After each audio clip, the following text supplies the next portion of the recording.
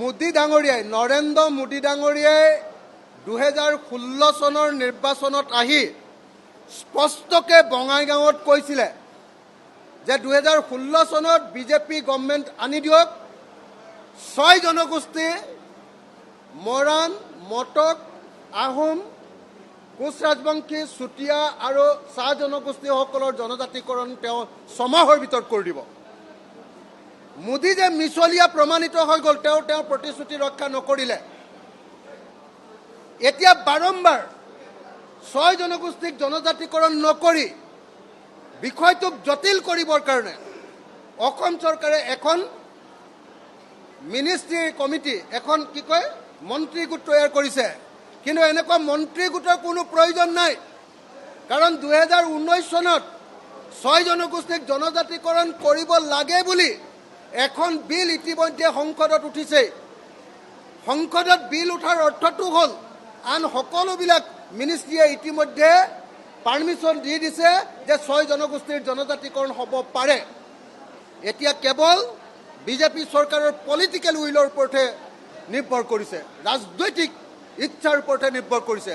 গতিকে মই অতি সোনকালে অনতি বিলম্বে দেৰি নকৰাকৈ অতি সোনকালে মই দাবী উত্থাপন কৰিছোঁ যে 6 জনগোষ্ঠীৰ জনজাতিকৰণ হ'ব লাগে, কলিতাসকল আৰু নাথসকলকো জনজাতিকৰণৰ ব্যৱস্থা কৰিব লাগে, আৰু অসমক অতি সোনকালে জনজাতি ৰাজ্য ঘোষণা কৰি অসমক ভাৰতৰ সংবিধানৰ 371A অধীনত বিশেষ ৰাজ্যৰ মৰ্যাদা দিব লাগে। মই কি কৈছোঁ আপোনালোকে আকৌ এবাৰ শুনি লোৱা দৰকাৰ, অতি ইম্পৰ্টেণ্ট কথা।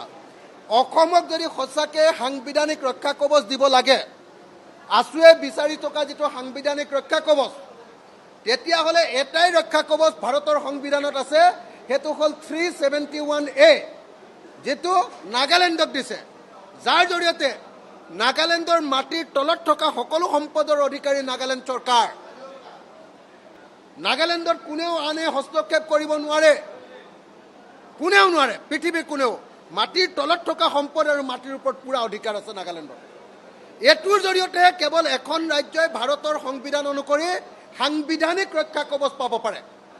গতিকে মই ভাবোঁ যে আছুৱে যি তেওঁলোকৰ অসম চুক্তিৰ 6 নম্বৰ দফা অনুসৰি সাংবিধানিক ৰক্ষা কৱচ বিচাৰিছে, একমাত্ৰ সাংবিধানিক ৰক্ষা কৱচ আছে ভাৰতৰ সংবিধানৰ 371 ক অনুচ্ছেদত, সেইটো দিব লাগে। অৰ্থাৎ অসমক বিশেষ ৰাজ্য ঘোষণা কৰিব লাগে, অসমক জনজাতি ৰাজ্য ঘোষণা কৰিব লাগে, এই 6 জনগোষ্ঠী আৰু কলিতা নাথ এওঁলোকক জনজাতিকৰণ কৰিব লাগে, আৰু তাৰ পাছতে কি কৰিব লাগে, অসমৰ কাৰণে বিশেষ ৰাজ্যৰ মৰ্যাদা প্ৰদান কৰি অসমক প্ৰকৃত অৰ্থত সম্পদৰ অধিকাৰ প্ৰদান কৰিলেহে অসমীয়া জাতি প্ৰকৃত অৰ্থত উন্নতি কৰিব পাৰিব।